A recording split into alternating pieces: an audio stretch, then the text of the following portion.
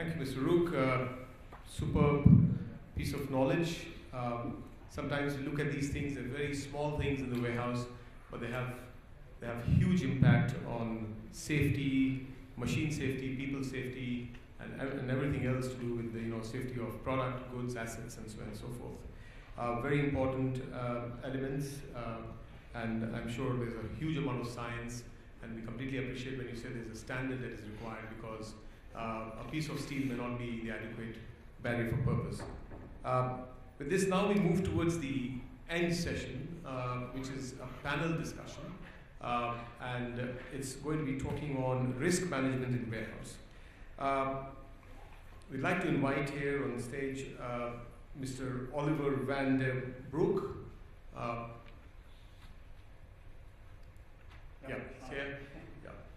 Mr. Umer Saleem and Mr. David Black. Oliver is the Managing Director of BaRC Solutions, a Dubai Police SIRA licensed security consultancy. He has provided security risk assessment, strategy and design for a wide range of infrastructure projects in Europe and the Middle East. Mr. Umer Saleem. Umer is the Regional Manager Middle East and Asia for five Intralogistics, with over 10 years experience in the intralogistics field, with a broad range of innovative experience in design, engineering, sales, marketing, analysis, and reporting for UK, Europe, and Middle East, as well as the Asia business strategy. We have Mr. David Black. Mr. David Black is the director of the Joule Group and is involved in leading the Middle East office, delivering projects throughout the Middle East and Asia. He's a chartered fire engineer with the experience of developing innovative fire engineering solutions for buildings in the Middle East, USA, UK, and Asia over a wide range of sectors, including commercial, residential, educational, and transport. We will together be discussing the risk management in warehouse, mitigating the risk, and securing your warehouse against losses. I will continue to be the moderator of this panel discussion.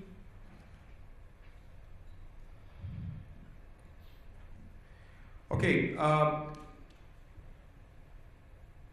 risk in many cases is a statement of fear, and we generally understand risk only when there is an accident or there is some history of accident, and the general perception is that it will be either risk will be with regards to life, it will be regards to property, or it will be in regards to the asset or the inventory that you are storing in a warehouse. Okay, I would like to start the question to the panelists out here. The first question is that what are the key risks? What are the key risks a client should be aware of with respect to fire and line safety, FLS, if shifting from manual to automated? Yep. Yeah, that's right. Okay. Thank you for the introduction.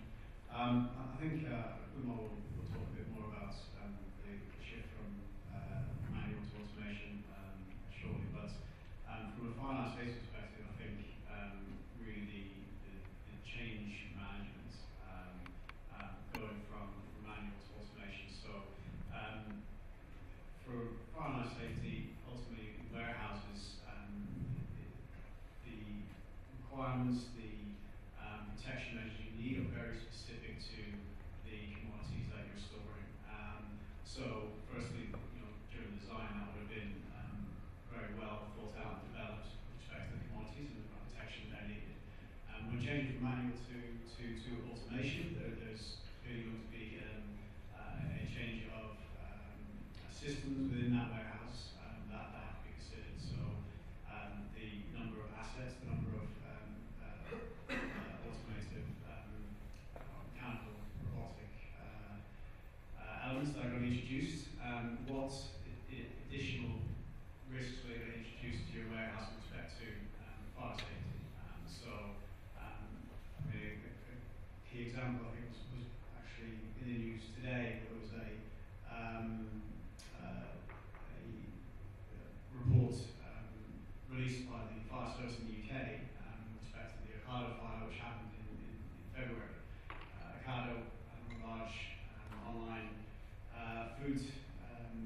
supermarket distributor in the UK, and they lost one of their major distribution centres in Andover. I think 10% of the weekly capacity was lost. That fire was caused by a battery fault in one of their robots. So, you know, it's understanding what risks the machines are going to introduce into your plant. So, what I would say is, when shifting from manual to automation, one of the keys is to undergo a full fire safety audit, fire risk assessment in your facility. So that will start by looking at your commodities that you have in your facility, how they've been protected, and then overview of what is going to be introduced in terms of the automation. Is your sprinkler system designed to protect, or will it deal with a fire that potentially could be involved in, say, a battery or a lithium battery pack? Like it is, if you're not storing that commodity already, your system, your sprinkler system, your fire detection system might not have been designed to cover that risk. So really, in terms of fire safety, property protection, look at a full fire safety risk assessment, fire safety audit, and we're shifting from manual to automation. That will be one of the keys to look at. Yeah. Umer, do you like to please dwell on this? Yeah, I think we go straight into the firefighting aspect, which is great. We're short for time. I know we're the last panel discussion of the day, so the last few moments before the tea break, so I won't try to throw too many googlies at you guys. Yeah, so, you know, field intralogistics, or more importantly, you know, myself, I've been a designer of automated warehouses for the last decade in different parts of the world. Really sort of stepping a few moments before going into the fire safety, what I wanted to talk about was really the operational sort of design aspect. Okay, so when it comes to, I know there was a great session this morning, I'll probably summarize and probably add a few issues leading on from there. Is, you know, initially, if you want to automate the warehouse, you really need to understand your SKU sort of selection, fast movers, slow movers, medium movers. Then you've got different categories, which of course the security and fire fellows to my left of me will explain in a bit more detail, which David already has, in terms of what are the high risk, high value items, where they need to be stored within the warehouse for the best.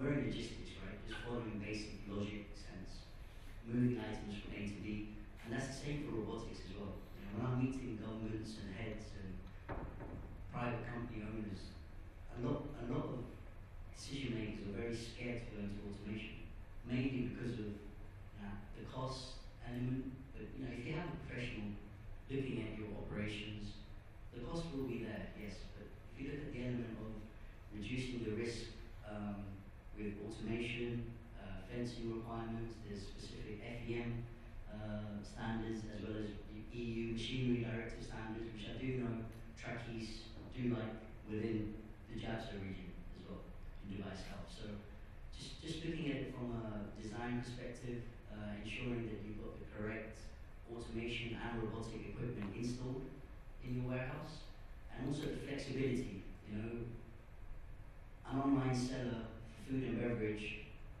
or should I say just food, groceries, in 6 months might be, you know, their burrito for their SKU may have changed specifically for only beverages.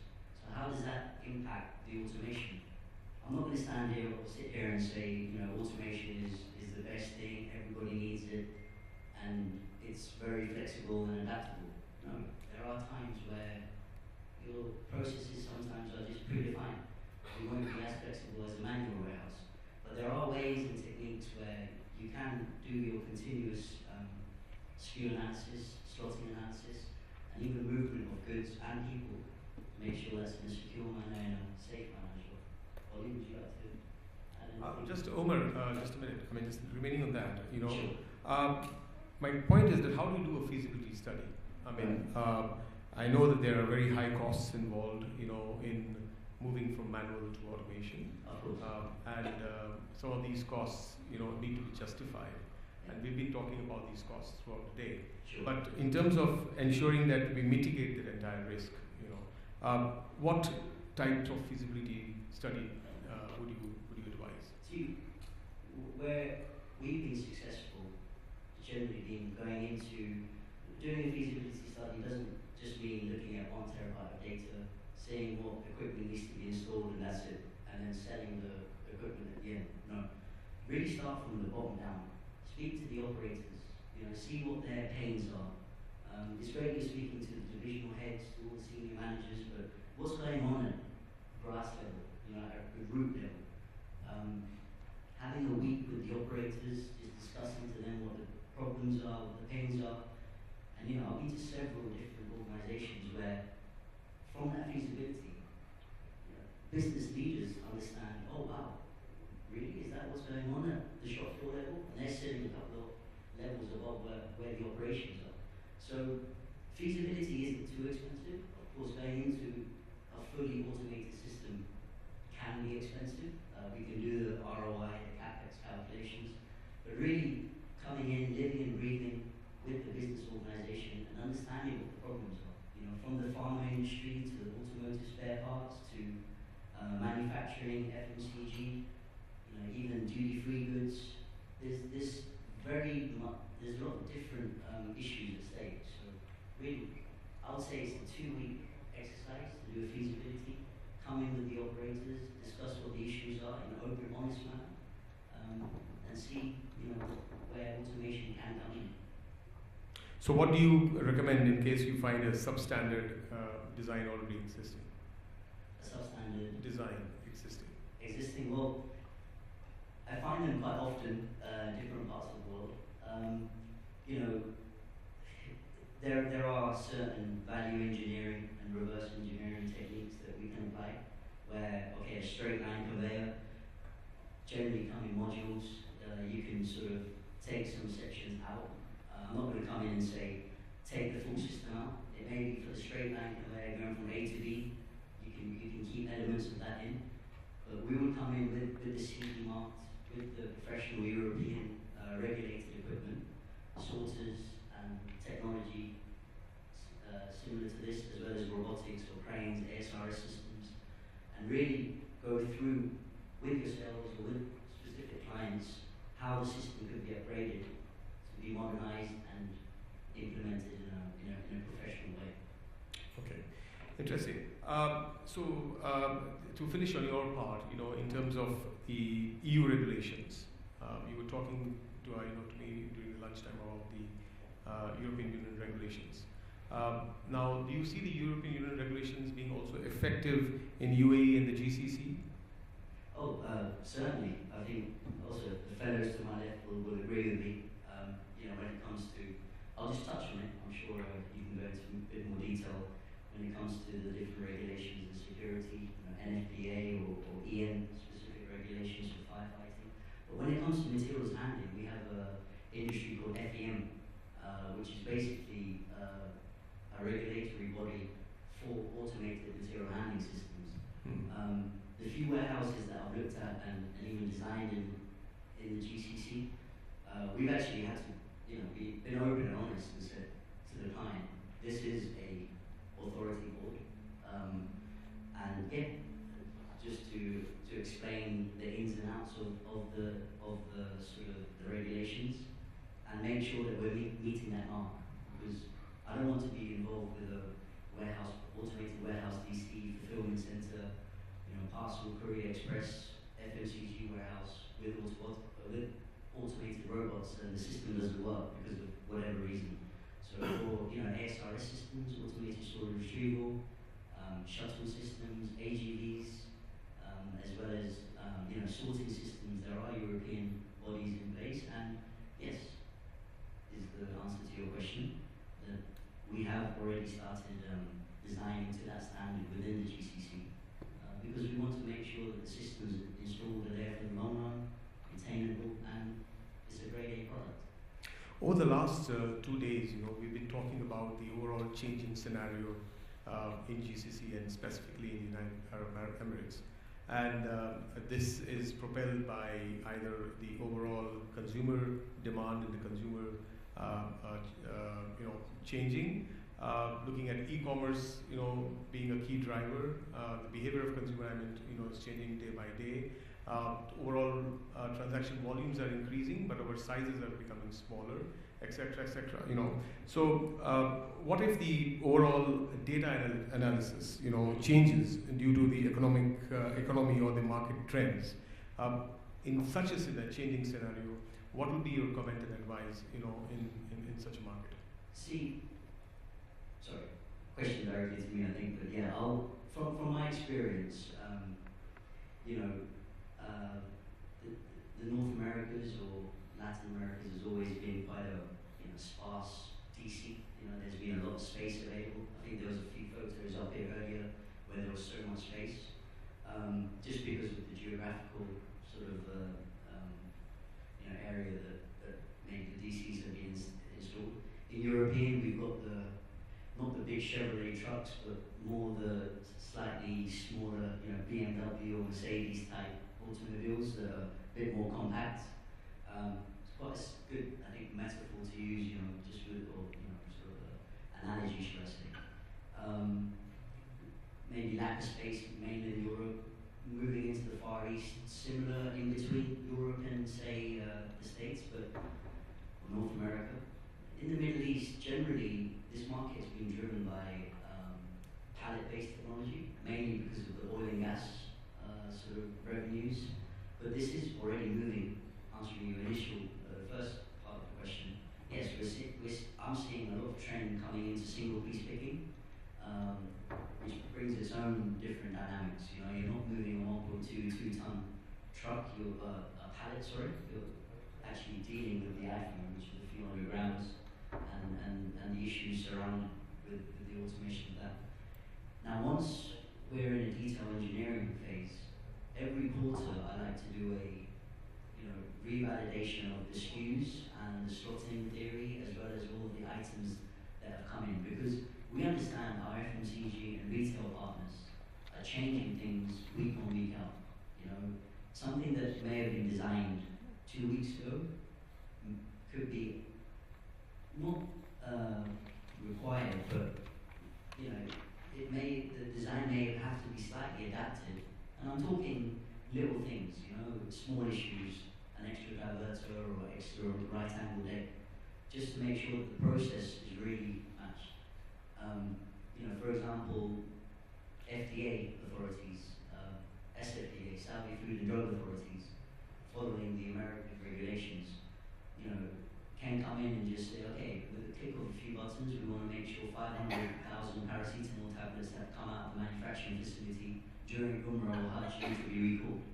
So, that's a huge strain on the logistics and even within the warehouse, how you can handle all of these returns coming in. So, what I like to do is just keep up to date with all the regulatory boards, as well as the operation heads. Come to events like these as well as other specialist events, and make sure that we're doing revalidation of the data every 3 to 4 months. Okay, great. David, come back to you. What advice would you give to warehouse owners and operators if they have concerns over fire safety within their own facility? Sure. Well, I guess the first question I would ask the owner or operator is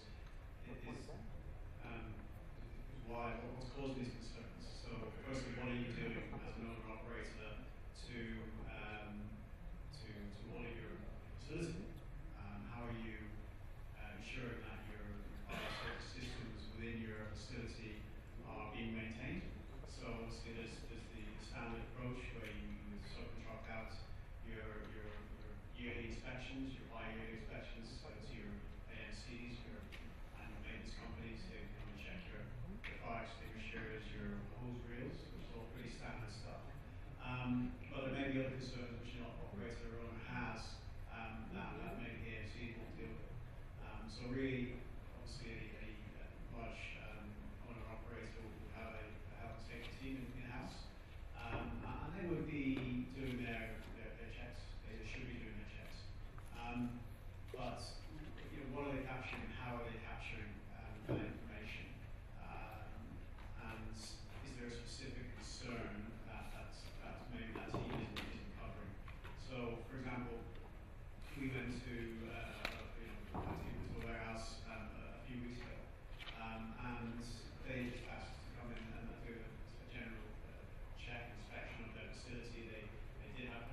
concerns over some specific items. So there was some exit doors which were blocked, and some of their rapid rise shutters weren't functioning properly. So it's more of a general fire safety audit.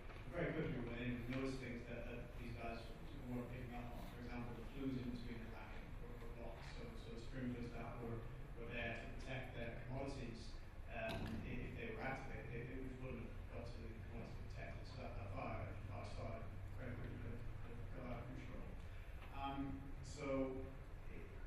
The advice I would give would be to ensure that your internal auditing, your internal audits of your fire life safety are not just focusing on the more visible aspect of your fire life safety. So your hose reels, your fire extinguishers, this kind of stuff. Really think about how your facility has been designed, how it is being protected, and if there has been any major changes to the way you're storing your racking configuration, carrying out. We might talk about that continuous sort of auditing, and making sure that you're constantly going back and every quarter reviewing your the installation. If you're doing that with respect to fire safety as well. So either make sure you're doing that in-house with the HSE team, or appoint a fire consultant to come in and look at your issues or any potential issues you have. We all know that fire, unfortunately, like a lot of things, is very reactive, and ultimately, or most times, it takes a tragedy for a change to be made, for something to be put in place. So don't wait till then. Make sure you're keeping on top of it. And I think probably Oliver would say the same for security. I'll come to Oliver now. Oliver, your field is generally on the surveillance, security, and surveillance systems. What are the key security risks to the warehousing, and what is the minimum that has to be done to comply with local security regulations? Well, thank you very much for the question, for the organisation today. And this, to address that, I think really depends on a number of factors, really. And one being probably the location of where your warehouse is. Of course, a warehouse in, say, Nigeria will have different risks to that, say, in London, to that in Dubai. Of course, also the assets within the warehouse itself must be considered, of course. Also the threats identified according to where that location of the warehouse is. Crime, vandalism, robbery, etc., etc. There are a number of factors which must be considered before looking at what that key risk is. And that's why it's paramount that, basically like with fire, a security risk assessment is conducted.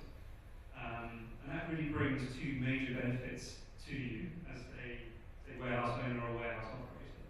And that it sort of highlights the areas in which greater or even lesser security should be implemented, and also provides a justification for cost-effective security measures. It's really a sort of a robust methodology to ensure that you identify your assets, you identify the threats to those assets, and the probability of those threats occurring, and therefore, with your security budget in place, you're able to spend that in the right place. Security risk assessment first and foremost. What can't be denied, and I think we've seen this worldwide, and look at some of the figures coming out, say, in the US, is the issue of theft and robbery within warehousing. I think a figure came out earlier this year in the US where warehouses, distributors and manufacturers suffered in excess of $14 billion in theft alone. So that's obviously a huge figure. And this is also both from internal, such as employees and third parties associated with your warehouse, but also external, so anyone unauthorised to enter your facility, which of course must be addressed. In response to your second question about the baseline, actually they're quite forward-thinking here in Dubai, in that baseline security measures must sort of tied into your trade licence for existing buildings and for new build to your construction permit. And here, this is security here within Dubai is regulated by the Dubai Police. Actually, it's a branch of the Dubai Police, which is the Security Industry Regulatory Agency. And they stipulate three basically baseline measures for any warehouse. That is CCTV,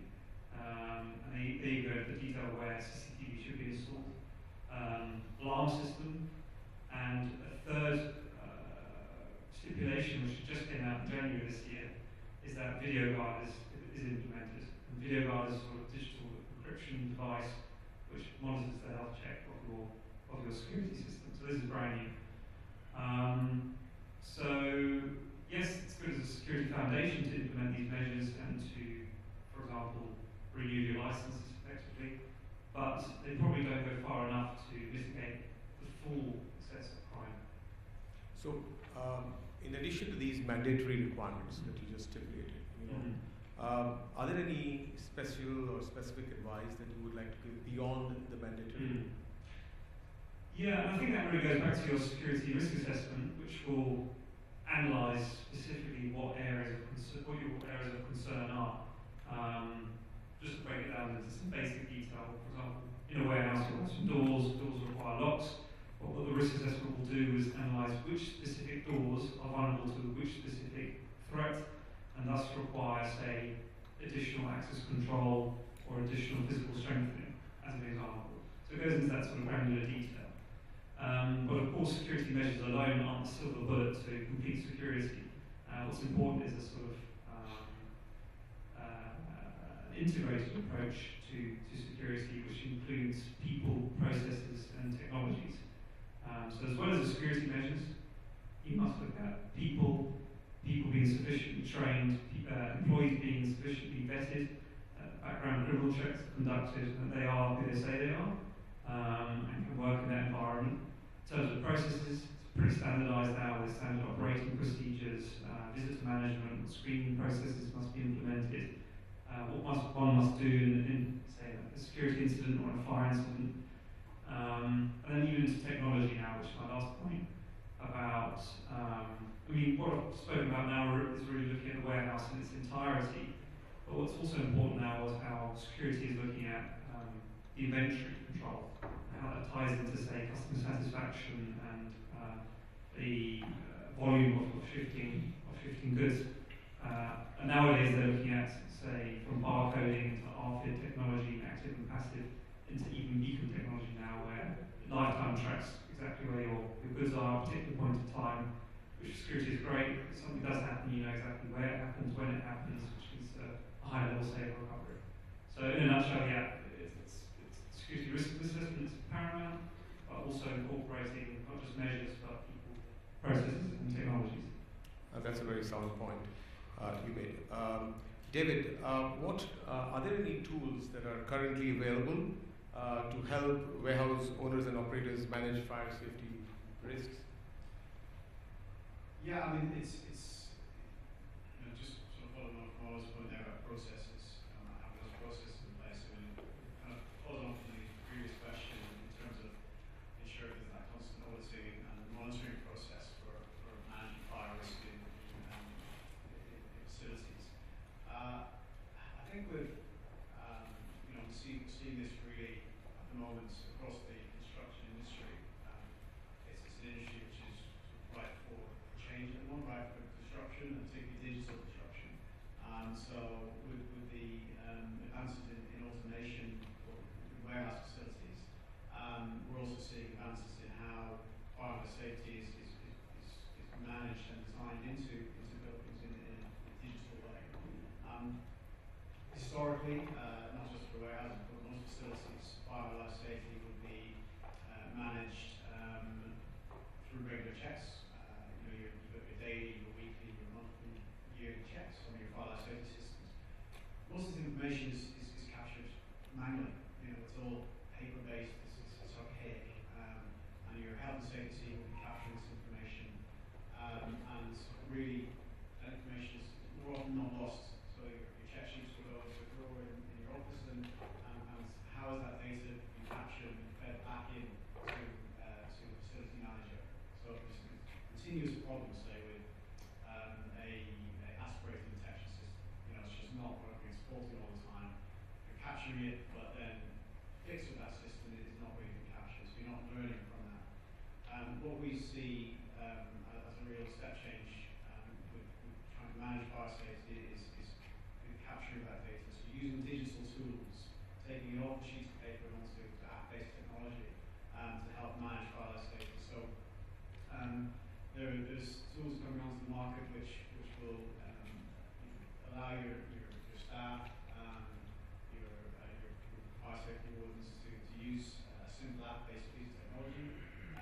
to capture your fire safety risks and checks. You know, everything from your, I think probably the dumb system, you know, your fire extinguisher, your exit doors, things that aren't digitized already, can be captured with simple asset tagging. So, you know, the use of, you know, like you tag your commodities, you can tag your fire safety systems with a barcode, a QR code, and you can go to your asset, you can scan it, and really try and drive compliance through each of those fire safety systems. So the app will tell you what needs to be checked for that particular item, whether it be a extinguisher, whether it be a smoke detector, whether it be an exit door. You can check that. You can say, yes, it's all okay, we're good, or no, we have a problem. If you have a problem, why is there a problem? And you know, the list of items there which you can scroll down. And this is all driven from compliance. You know, so the codes will set your compliance, you know, what you need to achieve for each system. You know, I don't know, UA barcode, S.p.a, internal safety standards, company standards. And once that data is captured live, it's all fed up to you know, or second server or cloud, and then access manufacturer. So per facility or globally, you have a number of facilities. You're quickly building a picture of where your fire safety risks are sitting within your facilities. So it really gives an owner and operator a live feed of health status, if you will, of your building or buildings. Red, amber, green. You know, facility 1, 2, and 3 are good. You know, green. You know, 3, 4, 5 they're showing red, and then you really drill down to detail. What is causing that problem? Okay. So and then learn from that, and we have to stop it happening. Good point. Yeah. Now, one question that I have, you know, apart from a few of them here, is that we keep hearing that, you know, the more the fire safety provision that you do in your building, the better, or rather the lower insurance rates you get, premium rates, you know, for safety.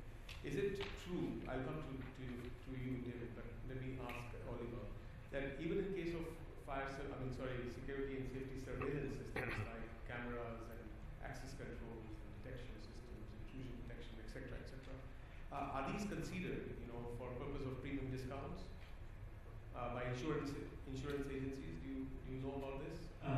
Yeah, typically insurance providers will stipulate minimum requirements in terms of security.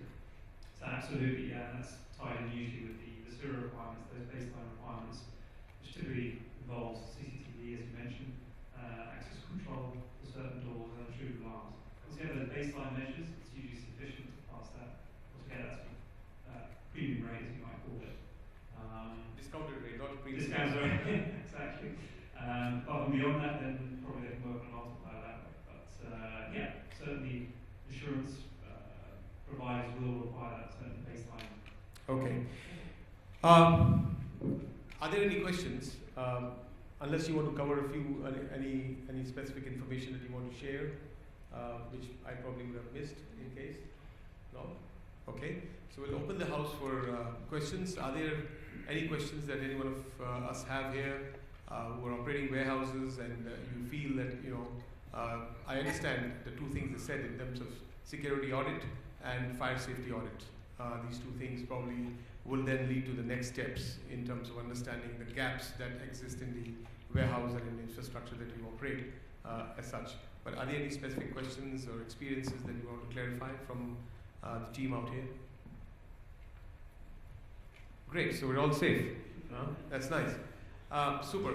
So this is the end. This is the end of the 2 days of conference and at the end of today as well. Thank you very much for all your patience. Just give me a minute. I'll do the honors before we close this session.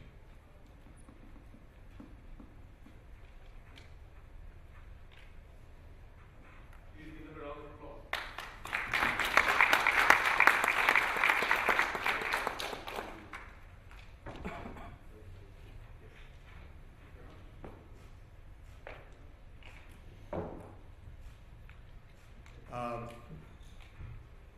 Yeah, that was not an English error. We just have one lady here. Thank you all for these 2 great days that we've had. I should tell you that it was, I think, absolutely enlightening. We received a lot of good feedback from many people, I should say, and compliment the organizers, Infinity Expo, for being able to gather excellent, I would say, speakers, people with knowledge, great knowledge base, that we were able to consolidate here, people with variety and international exposure, very candid, I would say, expressions of various questions, answers in form of answers, which itself I think was extremely encouraging. And a lot of enlightenment. I think there was very great amount of trust between each other when we were speaking. One of the important things that I found, and yes, though everybody talked about technology, but everybody also reconciled and acknowledged the fact that there's a long way to go before big time technology needs to be adopted. There are very simple, rudimentary, root level issues that still need to be addressed. There are huge skill issues that were discussed.